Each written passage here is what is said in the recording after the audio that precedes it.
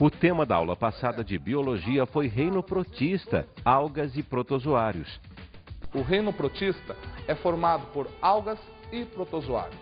As características que fazem com que pertençam a esse reino são eucariontes, autótrofos ou heterótrofos, clorofilados ou aclorofilados. O professor Oromar nos mostrou a classificação das algas. De acordo com a sua pigmentação, podemos classificar as algas em verdes, clorofícias, marrons, feofícias, vermelhas, rodofícias, douradas, crisofícias, diatomáceas e euglenófitas. Vimos ainda quais são as classes de protozoários e quais as doenças que podem causar. Os protozoários são classificados conforme sua locomoção.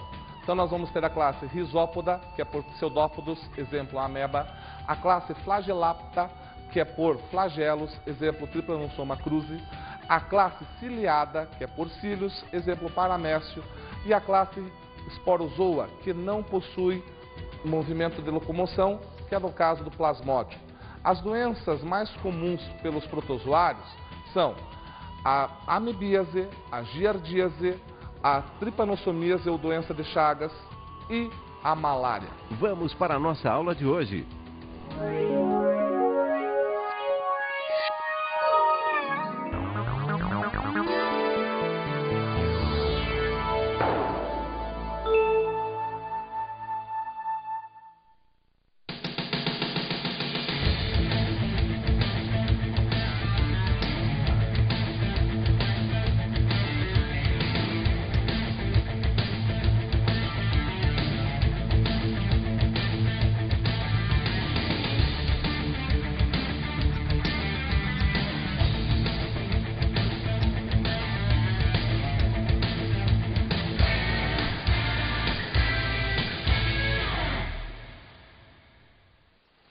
Olá!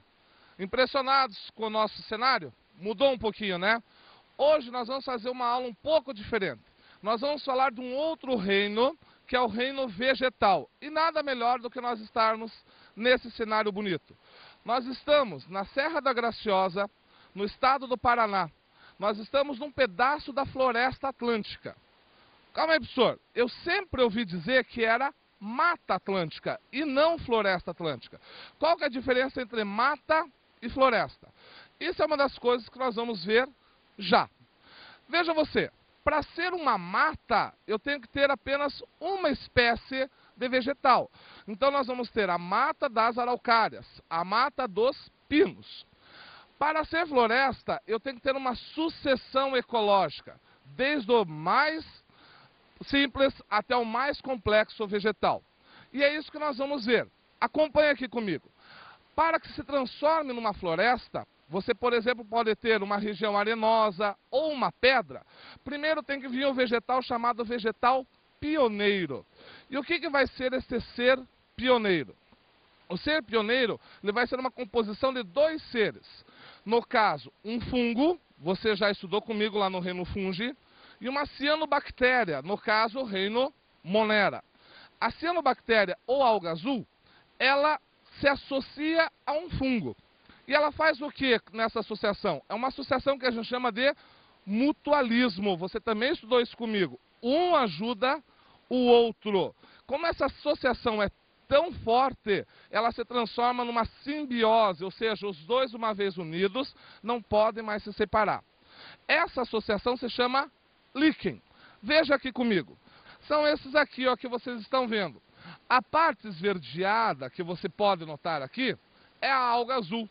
Já a parte mais esbranquiçada é o fungo. O que isso dá de vantagem? É que a alga azul, a cianobactéria, ela sabe fazer fotossíntese. Então ela dá de comer. Já o fungo, ele sabe reter água. Por isso que o líquen, ele pode viver em qualquer lugar, em qualquer região, desde uma pedra extremamente inóspita até os telhados da sua casa, paredes, muros que você já deve ter visto na sua cidade, na sua casa. Os líquens vindo, que nós chamamos de pioneiros, eles vão morrendo, vão se decompondo, vão dando lugar a outros líquens que vão morrendo, vão se decompondo, dando substratos. O que é um substrato? É o meio que propicia a vida de outro ser. O outro ser que virá será um musgo. O que é um musgo, professor? Muito simples. O musgo está aqui, ó, do meu ladinho. Olha só que coisa linda. Os musgos é a próxima fase logo após os líquens. Então os líquens tinham morrido, deram substratos, e nós temos aqui agora a formação de um vegetal chamado musgo. Os musgos, eles também vão morrendo, vão criando substratos, vão se decompondo, possibilitando a formação de pteridófitas. E o que são essas pteridófitas? São samambaias, xaxins e, no caso aqui, as avencas. Então, se vejam só, eu já tenho aqui um vegetal quase superior. Um vegetal que está começando já a projetar mais as suas folhas. Esses vegetais, as avencas, vão morrendo, vão dando substrato, vão possibilitando uma nova vida e depois eu tenho a formação de gramas, gramíneas. Os arbustos vão nascendo até que você tenha um vegetal superior. Um vegetal de grande porte, como é o caso dessa belíssima árvore que nós temos aqui, ó. Pronto. Essa árvore, se você notar pelas suas raízes, que são fortes, ela está em cima das pedras. E ela consegue sobreviver, porque suas raízes são longas e profundas. Elas conseguem chegar até a água. E elas conseguem se fixar lá em cima. Tendo essas árvores de grandes portes, eu posso chegar no último estágio da sucessão, que é o que a gente chama de sucessão clímax, aonde eu vou ter a formação de floresta, aonde eu vou ter agora a presença de vegetais que possuem flores. Aonde que eu posso ter? Eu vou ter um exemplo de um vegetal com flor ali, tá? A flor é bastante importante para o vegetal e você já vai saber comigo por quê. Porque é a flor que vai fazer a reprodução. Quando eu acho vegetais com flores, eu vou ter a situação clímax na floresta. Aí eu vou ter o que nós chamamos de floresta.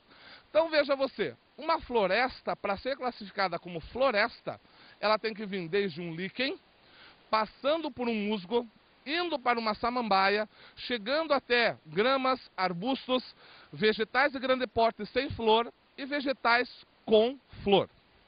Então essa nós vamos fazer a nossa sucessão ecológica, desde os pioneiros até o clímax desta floresta. E é nesta floresta, com todos esses elementos, que nós podemos classificar esses vegetais. Nós não vamos classificar a partir de líquen, porque você sabe muito bem, como eu já disse, que um líquen é uma associação entre vegetais. É uma associação entre dois seres, um fungo e uma alga azul, uma cianobactéria. Então ele não é um vegetal. Nós podemos classificar a partir de musgos. Então nós temos 4 classificações para ver. Nós vamos classificar os musgos, vamos classificar as samambaias ou avencas, vamos classificar os vegetais sem flor e vamos classificar os vegetais com flor. Veja você, eu posso separar o reino vegetal em 2 grandes grupos. Eu posso separar o reino vegetal no que nós chamamos de criptógamos, que são os vegetais inferiores, e nos fanerógamos, que são os vegetais superiores.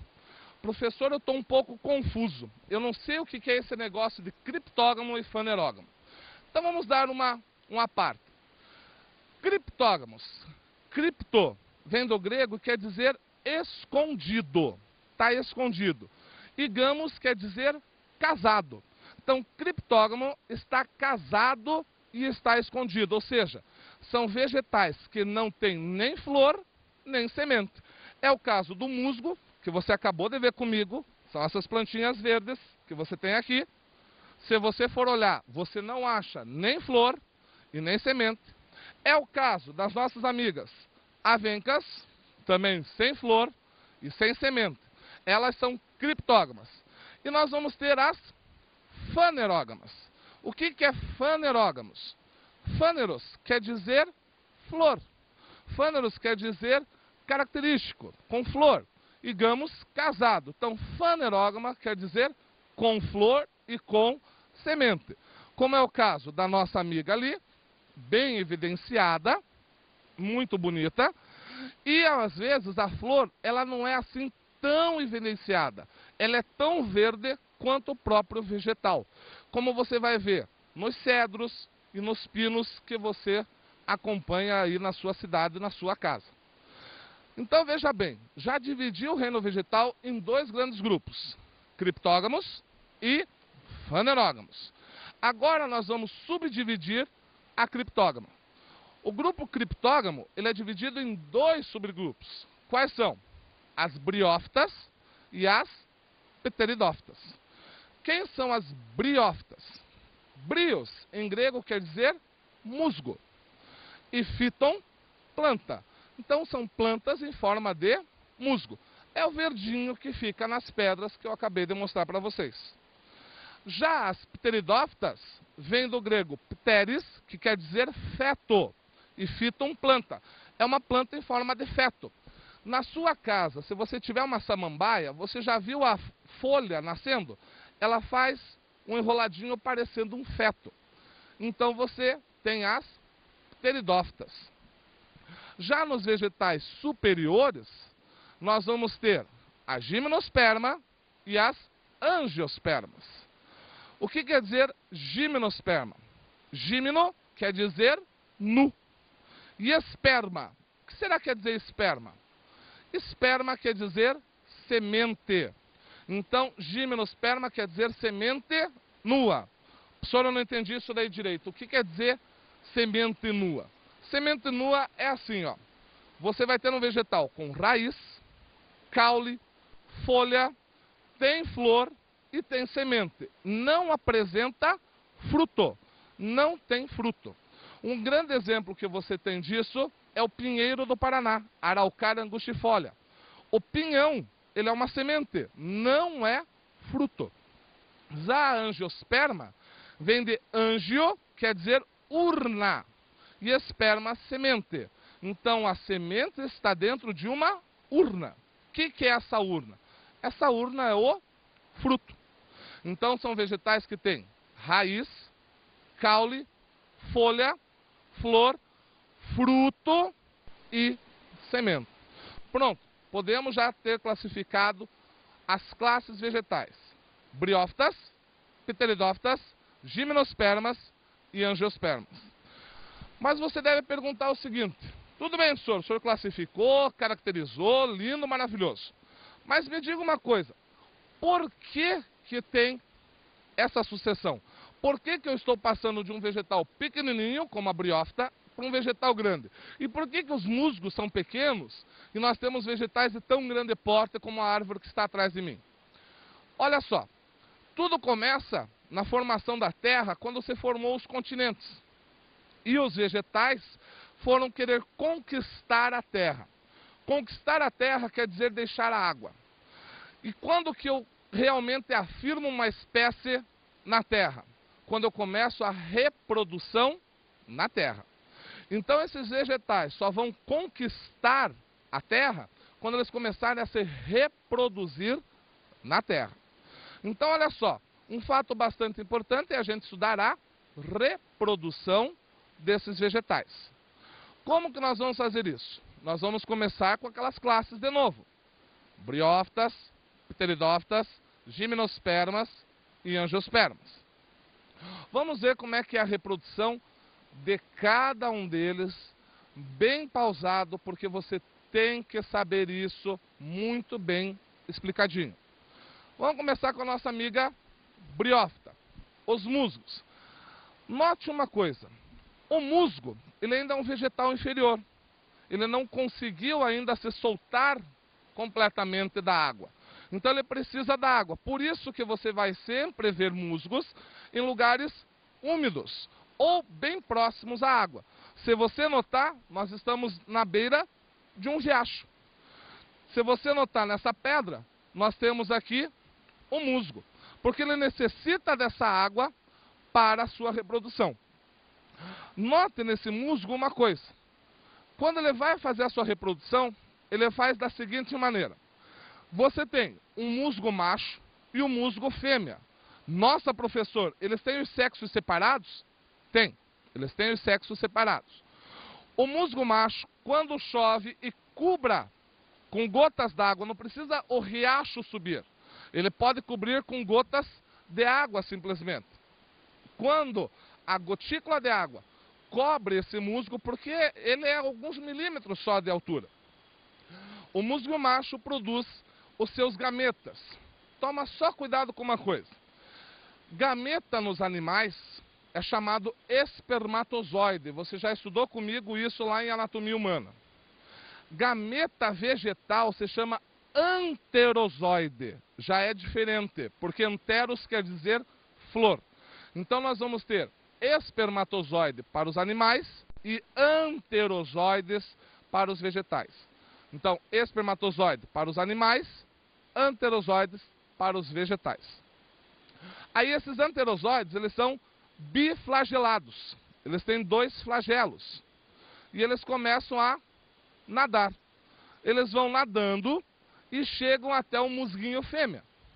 No musguinho fêmea, eles acabam fecundando o gameta feminino que está lá.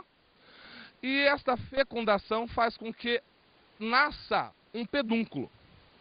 Nasceu um pedúnculo que é de coloração amarela. Esse pedúnculo dentro dele vai ter esporos. Os esporos vão se abrir, vão cair sobre a terra, e na terra esses esporos já são 2N, eles simplesmente crescem, formam um talinho, dando origem a um novo musgo, a uma nova briófita. Esse tipo de reprodução é chamada de metagênese. Professor, o que é metagênese? Metagênese quer dizer alternância de geração. Ou seja, você vai ter uma geração assexuada e uma geração sexuada. Professor, o que é uma geração assexuada? É sem sexo? Cuidado. Assexuada quer dizer sem a participação de gametas. E sexuada é com gametas. No caso das briófitas, você teve uma geração sexuada, que foram os 2 musgos produzindo gametas e fecundando, e depois uma geração assexuada, que foi a presença dos esporos, fazendo com que crescesse o novo musgo. A geração assexuada nós chamamos de esporofítica, e a geração sexuada nós chamamos de gametofítica. No caso dos musgos, a geração mais perene é aquela que eu vejo, aquela que você viu aqui na imagem, é a gametofítica. Foi aonde ele fez gametas. Tá certo? Entenderam bem como é que é a reprodução dos musgos? Isso é importante você saber. Logo dos musgos, nós partimos para as pteridófitas. Por que nós vamos fazer isso? Os musgos começaram a conquistar a terra, mas ainda dependem da água. Por isso eles são extremamente pequenos. Por isso eles não conseguem um bom tamanho. Já as pteridófitas, elas começam a conquistar a terra. Mas isso é um pouco mais longo. Então nós vamos fazer o seguinte. Você vai descansar aí. Eu vou aproveitar essa paisagem um pouquinho e nós vamos fazer um intervalo. Nós voltamos já já. Até daqui a pouco.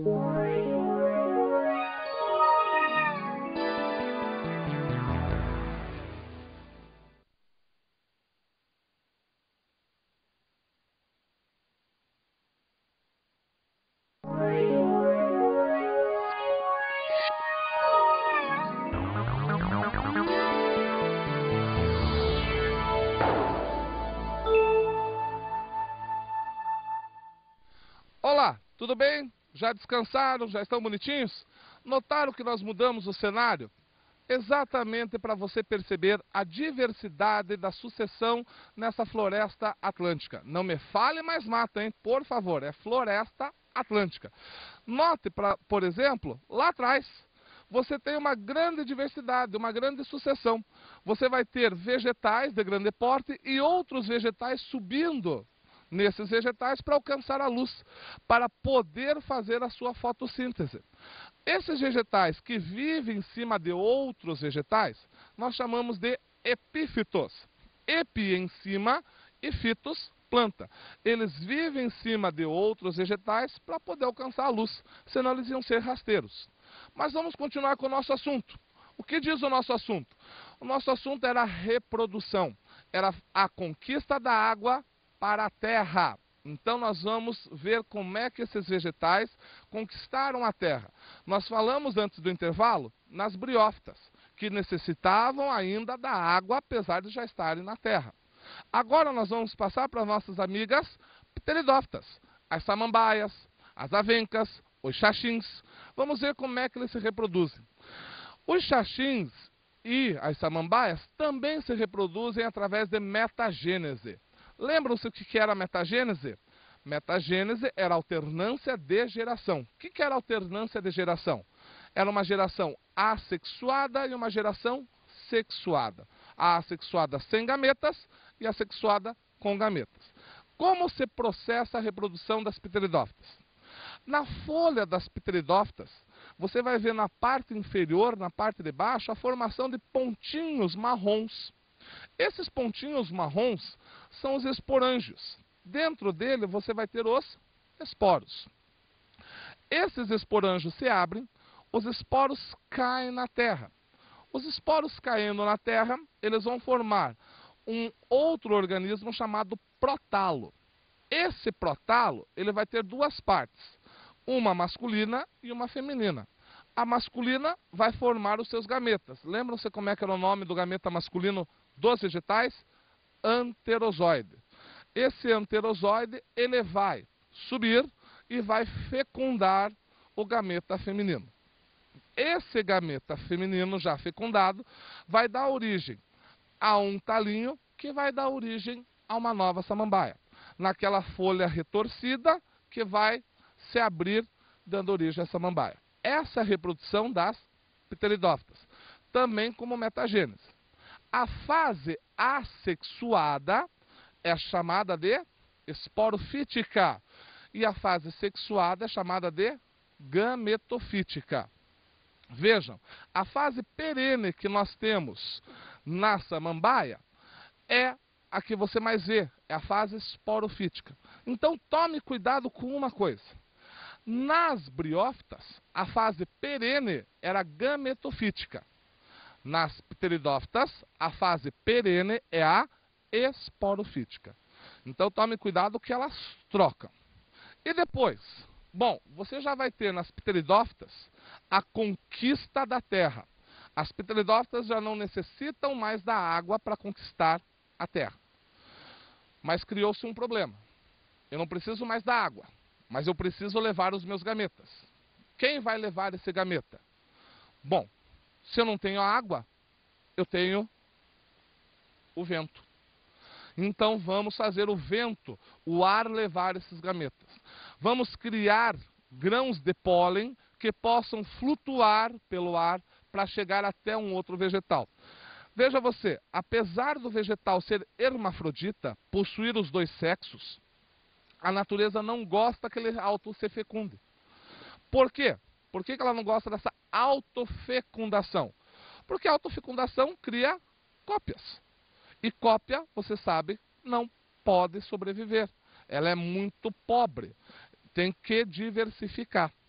Então, sempre nós vamos fazer uma fecundação com outros vegetais para pegar a diversidade. Então, o que nós vamos fazer? Já que eu preciso de vento, nem sempre venta aqui embaixo, mas venta lá em cima. Então, os vegetais começaram a criar grande porte, começaram a crescer feito uns loucos desvairados. Crescer mais ou menos como vocês estão vendo aqui atrás. Vegetais de grande porte, crescendo, colocando suas folhas lá em cima, para que seja levado os esporos para outros, para que possa se reproduzir. Então as copas das árvores são enormes. Você vai ter a maior que nós temos, são as sequoias que estão nos Estados Unidos.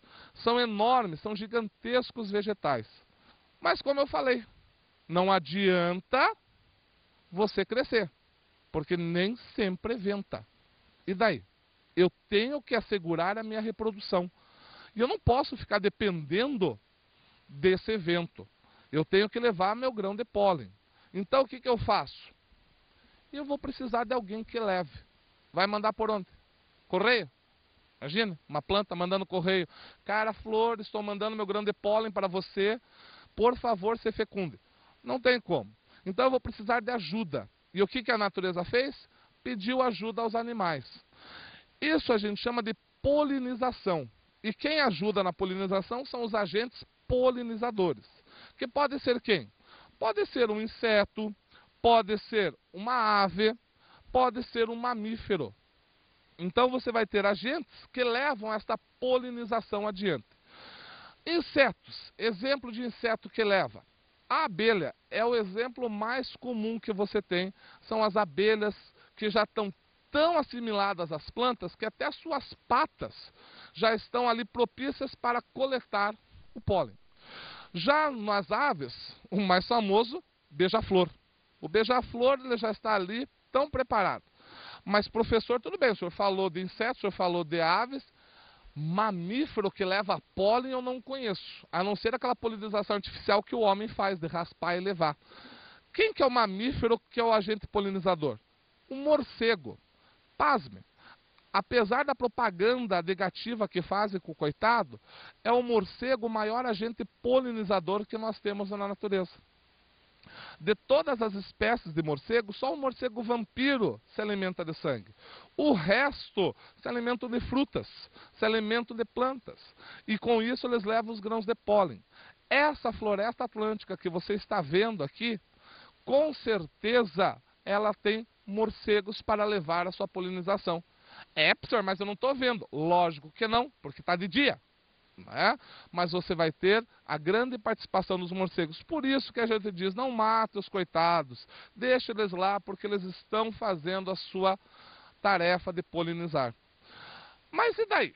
Eu tenho um inseto, eu tenho uma ave e eu tenho agora um mamífero para polinizar. Mas você acha que a ave vai chegar lá e vai dizer assim, olha, dona planta, eu vou levar o seu grão de pólen porque eu sou muito seu amigo, eu sou ecologista, verde, tá? Eu faço parte de uma ONG, eu vou levar. Ele está pouco se lixando se isso vai dar certo.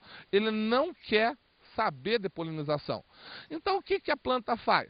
Você imagine, uma planta toda verdinha. De repente ela olha assim, ela diz assim, ó, tá passando uma abelha. Dona abelha, volta aqui. Ela nem olha. Aí passa um beija-flor. Beija-flor, ele nem vê, tudo verde. Então o que a natureza fez? Ela percebeu o seguinte, ela tinha que ser notada. E para ser notada, ela teve que usar um truque que as mulheres usam até hoje. Para ser notada, a gente faz o quê? O que as mulheres fazem? Se pintam. E ela fez exatamente isso. Porque você sabe, mulher quando se pinta, quer guerra. A planta, a mesma coisa. Ela pegou as suas folhas, modificou essas folhas e pintou essas folhas. Então, uma folha modificada, pintadinha, colorida, ela é uma flor. Então, olha só. Agora eu vou ter uma flor, que era uma folha, toda vermelha, toda branca, amarela. Imagina você é uma abelha, você é um beija-flor, você é um morcego, você está andando pela floresta, voando, passeando tranquilamente, de repente naquele meio daquele todo verde você vê alguma coisa vermelha. Te atrai ou não te atrai? Lógico que atrai. Né? Aí você vai ver o que é. Deixa eu ver. Aí chega lá a planta e diz assim, olha, já que eu fui notada, dá para o senhor levar o meu grão de pólen até outra planta? Ele fala assim, e eu ganho o que com isso? O que a planta fez? Putz griles. Não adianta ser simplesmente notada. Eu tenho que dar algo em troca para este ser, para que ele leve meu grão de pólen. Não adianta ser bonita. Tem que ser gostosa. E o que a planta criou? Ela criou um recipiente com água e açúcar. Ela criou o nectário. Então o que acontece? O animal vai lá, vai se alimentar dessa aguinha com açúcar. Enquanto ele está se alimentando, está bebendo dessa aguinha com açúcar, a planta está batendo o grão de pólen no seu corpo. Batendo o grão de pólen que fica grudado, ele voa para uma outra árvore, para um outro vegetal e deposita esse grão de pólen lá. Pronto! Assegurei a polinização, assegurei a minha reprodução. Isso sim demonstra a conquista da terra. Tudo bem, professor. O cara levou, o ser vivo lá levou o grão de pólen. E o que acontece depois que eu levei esse grão de pólen? que eu cheguei até lá? Bom, o grão de pólen ele vai ter que cair na parte feminina desta flor, para poder encontrar com o óvulo que está lá dentro. O grão de pólen, depois que ele fica lá em cima, ele faz um tubo que se chama tubo polínico, aonde ele vai fazer um encontro com o óvulo. Ele faz com que desça o núcleo até o óvulo, aonde ocorre a fecundação.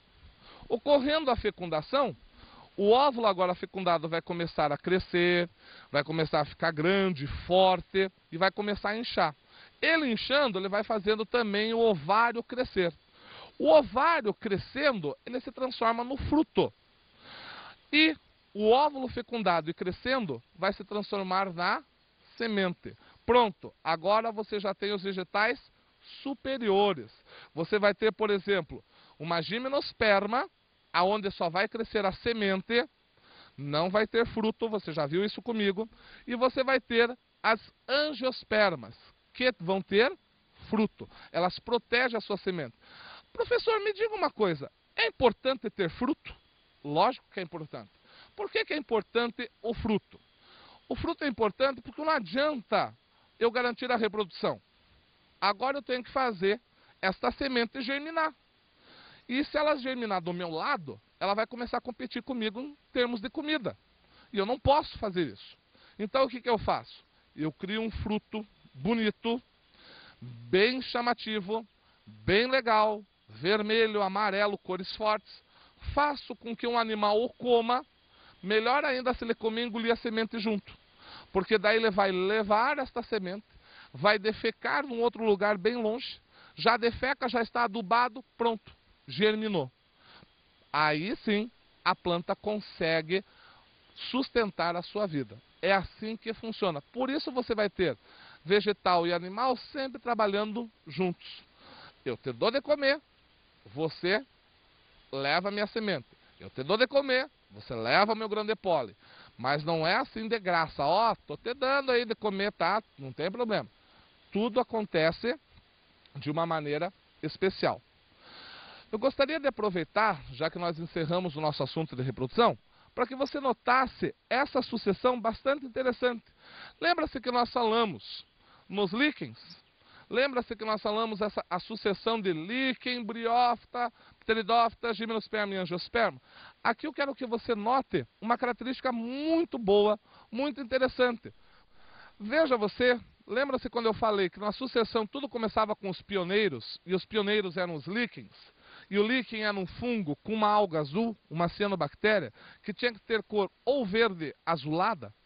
Olha, aqui você vai ter um fato bastante interessante, que é o líquen vermelho. Nossa, professor, o que é isso? É que ele pegou uma outra alga. Não precisa necessariamente ser uma alga azul. Pode ser uma outra alga. E aqui você vai ter líquens vermelhos, aquele nosso famosinho, o líquen com uma cianobactéria. Você vai ter também a presença aqui dos musgos. Com certeza, esta árvore aqui irá morrer, se transformará em substrato para que outros vegetais consigam sobreviver. Uma outra coisa que eu gostaria de mostrar para vocês, bastante interessante, a respeito de sucessão. Lembram-se que eu falei para vocês que os pioneiros poderiam se firmar em qualquer substrato pelo fato de ser uma associação entre uma alga e um fungo? Então, olha só, preste atenção aqui comigo. Perceba nesse telhado, um local bastante inóspito para a vida, você vai ter a sucessão ecológica ocorrendo. Você vai ter aqui a presença do musgo. Se eu já tenho um musgo, com certeza já tem líquen embaixo dele, que foram morrendo, foram crescendo, propiciando a sobrevivência desse musgo. Esses musgos também foram morrendo, foram crescendo outros e propiciou a presença dessas samambaias. As samambaias já têm uma certa raiz, o que está danificando esse telhado. Da samambaia, olha aqui, você já está tendo um outro vegetal superior, uma epífita. Com certeza, esse telhado irá arrebentar daqui a algum tempo, porque as raízes farão essa corrosão, porque elas querem se fixar. Então eu gostaria que você percebesse a sucessão ecológica. Ela pode começar em qualquer lugar, em lugares até inóspitos, como telhados, muros, É isso que vai fazer com que você faça uma floresta. É muito mais fácil você fazer um deserto do que fazer uma floresta. Tome cuidado com mais um termo. O pessoal tem mania de falar por aí reflorestamento.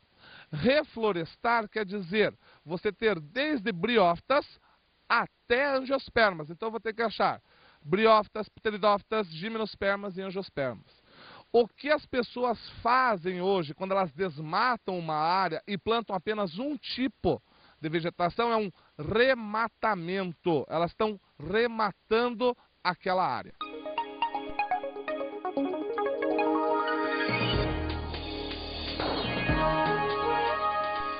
Para a próxima aula, eu quero que você faça uma pesquisa. Vá até a cozinha da sua casa. Isso mesmo, lá na cozinha. Vá lá e veja os vegetais que você se alimenta. Veja se eles são raízes, caules, folhas, flores, sementes ou frutos. Isso vai facilitar muito a nossa aula que nós vamos ver. Espero você até lá, com certeza. O professor Oromar nos levou, na aula de hoje, para uma viagem até a Serra do Mar. Vimos o que ocorre na sucessão ecológica. A sucessão ecológica é a formação de florestas. Para que haja uma sucessão ecológica, nós temos que ter os pioneiros, que são líquens, depois briófitas, pteridófitas, gimnospermas e, finalmente, angiospermas. Aprendemos como fazer a classificação vegetal. As classes vegetais são briófitas, brios, musgo, fitoplanta, são os musgos. As pteridófitas, pteris, feto, fitum, planta, são samambaias, avencas e xaxins. As gimnospermas, que são sementes nuas, que são vegetais que têm raiz, caule, folha, flor e semente, ausência de fruto. E as angiospermas, que são vegetais com fruto, ou seja, tem raiz, caule, folha, flor, fruto e semente. O professor nos mostrou como acontece a reprodução das briófitas, pteridófitas, gimnospermas e angiospermas.